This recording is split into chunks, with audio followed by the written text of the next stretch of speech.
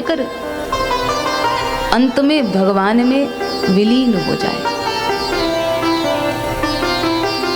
तो बड़ा सुंदर अवसर मिला है हम सभी को, और ये निश्चित रूप से कृपा है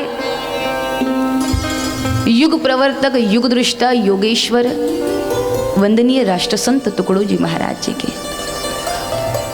गुरुदेव की गोदी में बैठ करके इससे पहले भी हमने इसी परिसर में, इसी प्रांगण में भागवत की कथा को सुना था, समझा था, और मुझे ऐसा लगता है कि ये उस कथा का ही फल है कि एक बार पुनः बैठ करके हम फिर से भागवत की कथा को सुन रहे हैं, क्योंकि कथा का फल तो कथा ही होता है ना। और उस वर्ष की कथा के परिणाम में इस वर्ष की कथा की सेवा मिली, और मैं देख रही हूं कि पहले साल में जो छोटे छोटे बच्चे थे ना, अब वो बड़े हो गए हैं। हाँ, जब आए थे पहले इससे पूर्व तो देखा कि जो छोटे छोटे बच्चे थे अब वो बड़े हो गए हैं, जो बड़े थे वो थोड़े और बड़े हो गए हैं, और जो बड़े थे वो बूढ़े हो गए हैं, और जो बूढ़े थे वो थोड़े और जवान हो गए हैं। क्योंकि मैं देख रही हूं किसी का भी उत्साह कम नहीं है। और सच बात कहूं तो जितने आप लोग मिलने के लिए उत्सुक थे ना, उससे कई ज्यादा उत्सुक हम थे आपसे मिलने के लिए। और शायद जेही के जेही पर सत्य स्नेहु, सोते ही मिले ही न कछु संदेहु। जिसका जिस पर सच्चा स्नेह होता है ना, फिर मुलाकात हो ही जाती है। और ये कथा का परिणाम है, श्रीमद् भागवत का ये परिणाम है, गुरुदेव की ये कृपा है कि एक बार पुनः हम सब लोग अपने अपने आसन पर स्थित और स्थिर होकर के भागवत की कथाओं को सुनेंगे। जिस कथा को अनेक संत महात्माओं ने गाया है, बाचा है, गुनगुनाया है।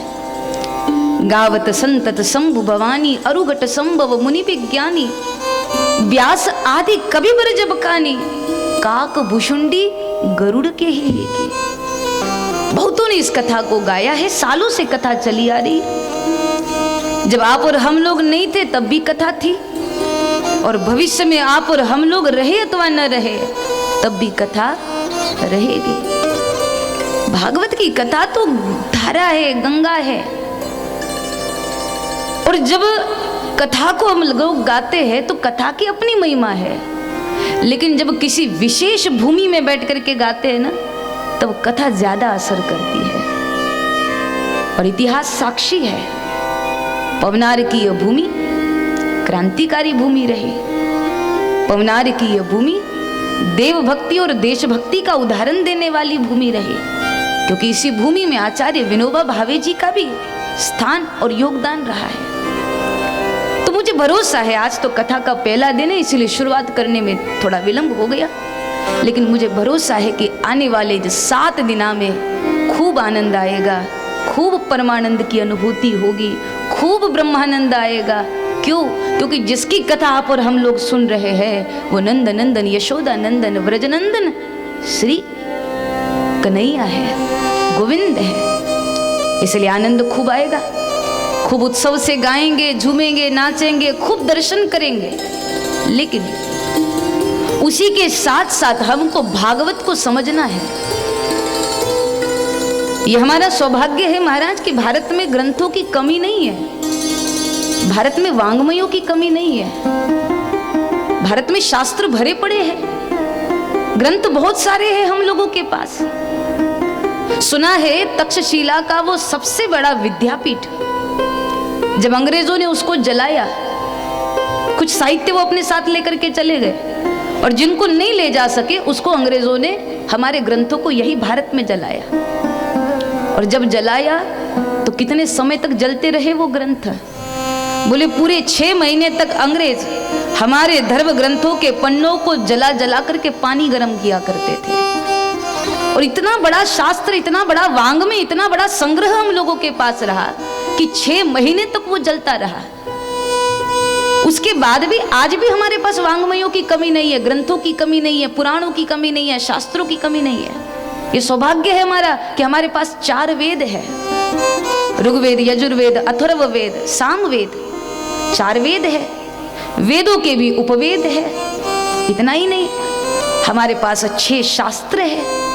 उसके बाद हमारे पास 18 पुराण है, 1-2 नहीं है, 18 पुराण है। गरुड़ पुराण, नारद पुराण, देवी भागवत महापुराण, भागवत पुराण, शिव महापुराण। हमारे पास पुराण भी बहुत सारे हैं, ग्रंथ इतने सारे, शास्त्र इतने सारे हैं। अरे रामायण भी हमारे पास एक प्रकार की नहीं है, 300 प्रकार की रामायण है। कंब रामायण है, अध्यात्म रामायण है, वाल्मीकि रामायण है, लवकुश रामायण है, मैथिली शरण गुप्त की सांकेत नामक रामायण है। रामायण भी हम लोगों के पास कम नहीं है, 300 रामायण है। उसके बाद देखें तो गीता भी हमारे पास 1-2 नहीं है, अनगिनत है। एक गीता का नाम हम लोग जानते हैं, श्रीमद् भगवद गीता। लेकिन आपको पता है भागवत में एक हंस गीता भी आती है, भागवत में एक उद्धव गीता भी आती है। वही माता पार्वती जी और भगवान शिव के संवाद की एक गीता, गुरु गीता भी आती है। 3 अध्याय का ग्रंथ है, लघु आकार का है, लेकिन बड़ा चमत्कारी है। तो गीता भी कितने प्रकार की है? गीता है, हंस गीता है, उद्धव गीता है, ग्राम गीता है, भगवद गीता है। यानी हमारे पास गीता भी अनगिनत है। कितने शास्त्र, कितने पुराण, ज्ञानेश्वरी है, तुकाराम गाथा है, ग्राम गीता है, भगवद गीता है, कितने ग्रंथ है हमारे पास। भारत जितना समृद्ध है ना वांग्मयों के मामले में, उतना समृद्ध इस दुनिया में कोई देश नहीं है। इतने ग्रंथ, इतने पुराण, इतने शास्त्र, वेद, उपवेद सब है हमारे पास। लेकिन सवाल ये आता है कि एक जीवन में आदमी कितने ग्रंथों को पढ़ेगा? एक जिंदगी में कितने ग्रंथ पढ़ोगे? इतने सारे हैं हमारे पास। एक पढ़ने बैठोगे, दूसरा पढ़ने बैठोगे तो पहला वाला भूल जाओगे, पहला वाला पढ़ने बैठोगे तो दूसरा वाला भूल जाओगे। ग्रंथों के आधार पर तो चलना है, क्योंकि बिना ग्रंथ के आधार के चलोगे तो भटकोगे। तो ग्रंथों के साथ चलना है, ग्रंथों का अध्ययन करना है, ग्रंथों को पढ़ना है। लेकिन एक जीवन में आदमी कितने ग्रंथ पढ़ेगा? नहीं पढ़ सकता। एक जीवन में इंसान सभी ग्रंथों का अध्ययन नहीं कर सकता। तो ऐसे में क्या करे? तो ऐसे में हमारे संत हम पर बड़ा उपकार करते हैं, जो उपकार श्री व्यास जी महाराज जी ने आपके और हमारे ऊपर किया। देखा उन्होंने कि इतने ग्रंथों को लोग नहीं पढ़ पाएंगे एक जीवन में, सारे ग्रंथों का अध्ययन इंसान नहीं कर पाएगा एक जिंदगी में। तो इसीलिए व्यास जी ने क्या किया? सारे ग्रंथों पर, वेदों पर, पुराणों पर, उपवेदों पर, शास्त्रों पर, सभी ग्रंथों पर व्यास जी ने मंथन किया। और मंथन करने के बाद जो मक्खन प्रकट हुआ, उसी मक्खन का नाम है श्रीमद् भागवत महापुराण। ये सारे ग्रंथों का सार है। इसलिए कहा कि एक भागवत को समझ ले, सब समझ में आ जाएगा। और भागवत और ग्राम गीता, दोनों में बड़ा समन्वय है महाराज। और ये 2 ग्रंथों को आधार बना करके जिसको जीना आ गया, वो जिंदगी के संग्राम में कभी भी पराजित नहीं हो सकता। जिंदगी के हर युद्ध में आपको विजय मिल सकती है अगर आपके जीवन में भागवत है और अगर आपके जीवन में ग्राम गीता है। ये दोनों ग्रंथ ऐसे हैं, केवल इस पे मत्था टेकने से बात नहीं बनेगी। ग्राम गीता और भागवत कथा ये मत्था टेकने वाले ग्रंथ नहीं है। मत्था टेकने के साथ साथ जिस दिन इन ग्रंथों को मत्थे में बिठाना शुरू कर दोगे ना, उस दिन यही ग्रंथ आपके जीवन में चमत्कार पैदा कर देंगे महाराज। ही नवे फुले टाकण्यासाठी, ही गावाची उद्धार दृष्टी, आजच्या युगाची संजीवनी बूटी, मानतो आम्ही ग्राम गीता। ग्राम गीता और भागवत कथा दोनों में बड़ा समन्वय है महाराज। और गुरुदेव की कृपा से इन्हीं को पकड़ करके हमको चलना है। और जो जो सूत्र निकलेंगे गुरुदेव की कृपा से निकलेंगे। जो प्रवाह निकला है उसको पकड़ना है, आत्मसात करना है। और देखो, आप केवल कथा को सुने इतने से बात नहीं बनेगी। सुन तो सालों से रहे हैं महाराज, लेकिन फिर भी बदले नहीं तो क्या मतलब? सुन करके किया भी क्या तुमने? आपने कथा कितनी सुनी उसका महत्व नहीं है, आपने कितना खाया वो महत्वपूर्ण नहीं है, आपने कितना पचाया वो महत्वपूर्ण है। आपके शरीर को कितना लगा वो महत्वपूर्ण है। आपने कितना कमाया वो महत्वपूर्ण नहीं है आपने कितना जमाया वो महत्वपूर्ण है। उसी तरह से आपने कितना सुना वो महत्वपूर्ण नहीं है, आपने कितना जीवन में आत्मसात किया वो महत्वपूर्ण है। इसलिए श्रवण भी करना है, कीर्तन भी करना है और साथ साथ मनन भी करना है। गीता संप्रदाय नहीं किसका, गीता संप्रदाय नहीं किसका, गीता संप्रदाय नहीं किसका, जस गाते सब उसका, जस गाते सब उसका, गीता संप्रदाय नहीं किसका, गीता संप्रदाय नहीं किसका।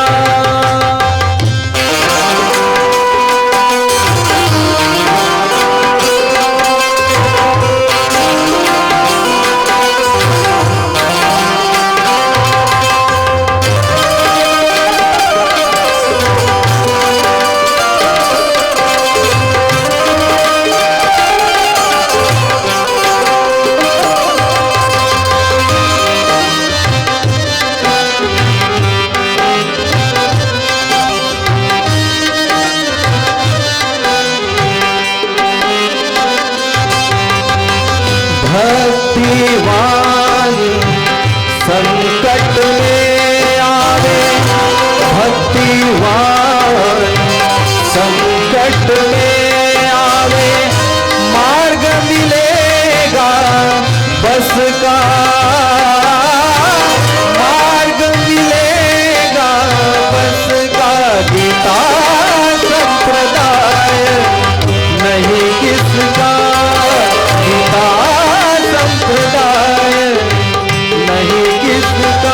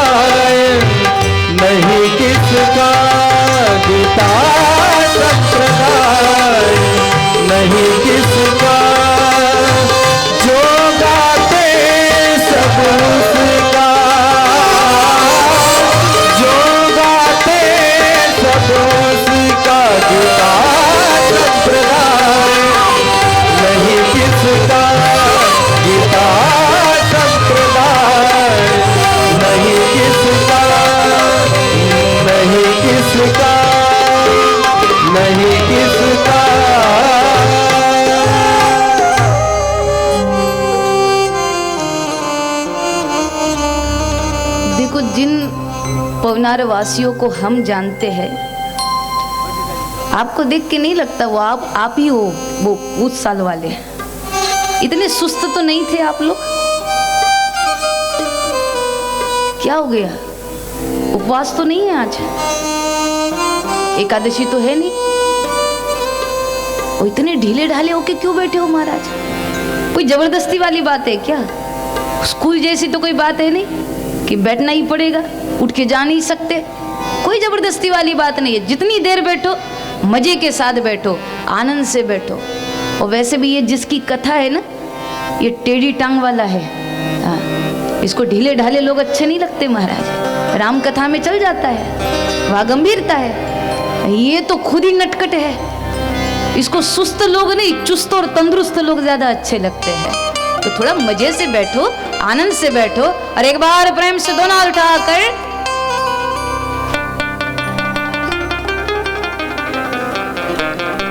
चलो, याद तो है। दोनों हाथ उठाकर, थोड़ी गाड़ी पटरी से उतर गई महाराज नीचे, खिचड़ी ना करो, जरा भाव से दोनों हाथ उठाकर।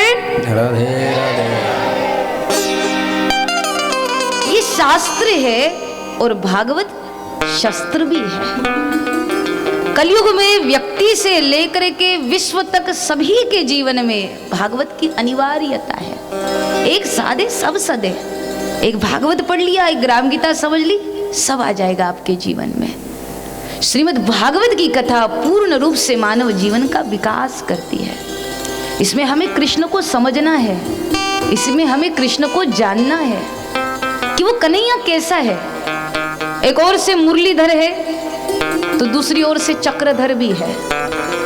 वो अपने हाथ में मुरली भी रखता है और समय आने पर सुदर्शन चक्र को भी वो प्रकट करता है। यानी कृष्ण बता रहे हैं चक्र उनके पास भी है, लेकिन कृष्ण हमेशा चक्र नहीं पकड़े रहते। ये सिखा रहे हैं भगवान हमको। हमेशा कृष्ण के हाथ में चक्र नहीं होगा। आप राधा कृष्ण जी के किसी भी मंदिर में चले जाइए, कन्हैया के हाथ में क्या दिखती है आपको?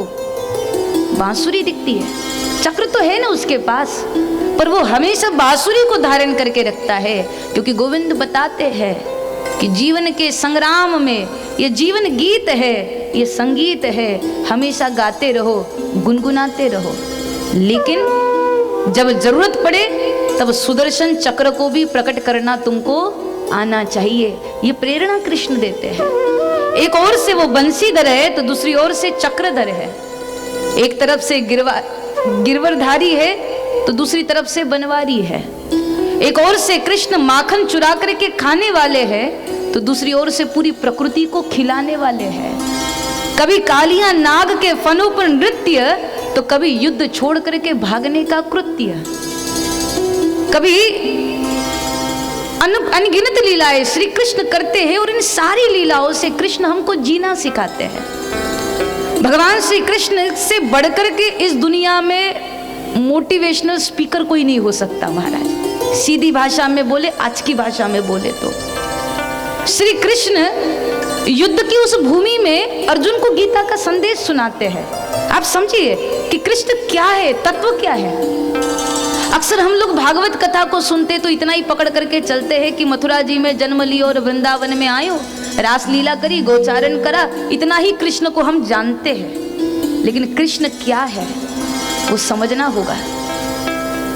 अमेरिका की टॉप 10 यूनिवर्सिटी में से 4 यूनिवर्सिटी में श्री कृष्ण के जीवन का मार्गदर्शन प्राप्त करके वहां के बच्चों को उनकी उन्नति के लिए कृष्ण के चरित्र का उदाहरण वहां पर दिया जाता है। कृष्ण से बढ़कर के कोई संगीतकार नहीं है महाराज। जब वो बंसी बजाता था तो गोपियों के साथ साथ, ग्वालों के साथ साथ गैया भी अपने कान खड़े करके सुनती थी। इतने अद्भुत संगीत के ज्ञाता श्री कृष्ण थे। उनके जैसा कोई संगीतकार नहीं रहा। श्री कृष्ण के जैसा कोई नेतृत्व करने वाला नहीं रहा। किस तरह से गांव के छोटे छोटे ग्वालों को साथ में लिया और कैसे सेना बनाई भगवान ने। वो माखन चुराना तो बहाना था साहब, लेकिन उसी के बहाने एक टीम बना ली, एक मंडल बना लिया और उसका नेतृत्व कृष्ण करते थे। उसके जैसा कोई नेतृत्व करने वाला नहीं, उसके जैसा कोई संगीतकार नहीं, उसके जैसा कोई नहीं। इसीलिए कृष्ण के लिए पूर्ण पुरुषोत्तम कहा जाता है।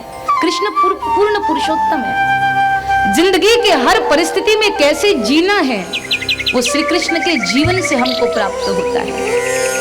कृष्ण हमेशा मुस्कुराते हैं महाराज। आप देखिए कृष्ण के चित्र को देखिए, मंदिर के विग्रह को देखिए, कृष्ण हमेशा मुस्कुराते हैं। दुख तो उनके जीवन में भी कम नहीं था, परेशानियां उनके जीवन में भी कम नहीं थी।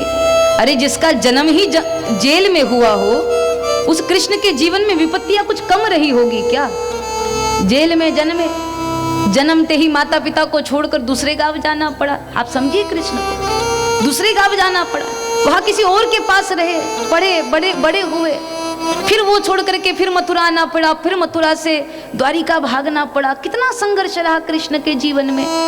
तनाव कम नहीं था, दुख कम नहीं था, लेकिन उसके बाद भी कृष्ण ने कभी मुस्कुराना नहीं छोड़ा। हमेशा कृष्ण हंसते रहते हैं। अच्छा, कुछ लोगों से कहा जाए कि देखो कृष्ण से सीखो, वो हमेशा हंसते रहते हैं, तो लोग कहते वो भगवान है ना इसीलिए हंसते हैं। पर एक बात बोले, वो भगवान है इसीलिए नहीं हंसते, बल्कि वो हर मुसीबत का सामना मुस्कुराते हुए करते हैं, इसीलिए भगवान है। हर परिस्थितियों का सामना कृष्ण मुस्कुराते हुए करते हैं, इसीलिए वो भगवान है। तो कृष्ण के जीवन का यह सबसे बड़ा सूत्र हमको मिलता है कि चाहे कैसी भी परिस्थिति में रहो, मुस्कुराते रहो, आनंद में रहो। आनंद में जीना श्री कृष्ण हमको सिखाते हैं। ऐसी बहुत सारी बातें हैं। अब ये तो छोटी छोटी बात आपको बताई, लेकिन इन 7 दिनों में वही तो समझना है, वही तो जानना है। और आपका और हमारा हेतु गाने और सुनने का इतना ही है कि उस कृष्ण की महिमा को गाते गाते हम उनके स्वरूप को जाने और उनके जैसे बन करके अंत में उनमें समरस हो जाए। तो कृष्ण का चरित्र बड़ा अद्भुत है। खूब भाव से सुनेंगे हम लोग, खूब आनंद से सुनेंगे। लेकिन कुछ लोगों ने व्यास जी से प्रश्न कर दिया कि व्यास जी हम सुन तो लेंगे भागवत के श्लोकों को, 18,000 श्लोक है, 12 स्कंद है, सुन लेंगे हम, हर प्रसंग को सुन लेंगे, लेकिन बताए तो सही इससे फायदा क्या होगा? लाभ तो मिलना चाहिए ना, फायदा तो होना चाहिए ना। कलयुग में इंसान तो बिना फायदे के सांस भी नहीं लेता महाराज। इतनी बड़ी 7 दिन की कथा कैसे सुन लेगा? तो किसी ने व्यास जी से पूछा कि ये 7 दिन की कथा हम सुनेंगे तो इसके परिणाम में हमको कुछ मिलेगा क्या, कुछ फायदा होगा क्या?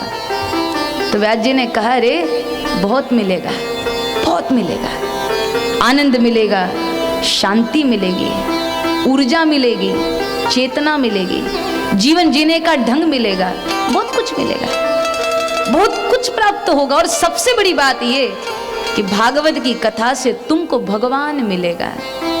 इससे बड़ी बात और क्या हो सकती है? जिसको भगवान मिल जाता है उसको तो सब मिल जाता है ना। अरे जिसको परमात्मा मिल गए उसको सब मिल गया। आप दुकान से 5-6 किलो चने खरीदते हो ना, तो कीड़े मुफ्त में मिल जाते हैं महाराज। दुकानदार से अलग से नहीं मांगने पड़ते। चने खरीदने के बाद कीड़े मुफ्त में मिल जाते हैं। वैसे जिसको परमात्मा मिल जाता है, दुनिया की छोटी मोटी चीजें उसको मिल ही जाती है। हाँ, अगर कोई ये सोचे कि हम भागवत की कथा को सुने और परिणाम में हमारे दुकान में अच्छी खासी ग्राहकों की बढ़ोतरी हो जाए, तो शायद हो भी जाए, पक्की वाली बात नहीं है। अगर कोई भागवत की कथा सुनते सुनते ये सोचे कि हम कथा सुन रहे हैं, परिणाम में हमारे खेत में अच्छी फसल आ जाए, तो शायद आ भी जाए, पक्की वाली बात नहीं है। अगर कोई कथा सुनते सुनते ये सोचे कि हम भागवत की कथा सुन रहे हैं और परिणाम में बेटे को नौकरी लग जाए, तो शायद लग भी जाए, पक्की वाली बात नहीं है। लेकिन अगर कोई कथा सुनते सुनते ये सोचे कि मैं 7 दिन की कथा सुन रहा हूँ और उसके परिणाम में मुझको मेरा राधा माधव मिल जाए, तो यह शायद वाली कोई बात नहीं, उसको पक्का पक्का भगवान मिल ही जाता है। क्योंकि भागवत को सिवाय भगवान के कुछ और देना आता नहीं है। तो भागवत की कथा जब आप सुनेंगे, भगवान की कथा जब आप सुनेंगे, तो आपको भगवान मिल जाएगा। भगवान मिल जाएगा मतलब क्या होगा? क्या 7वें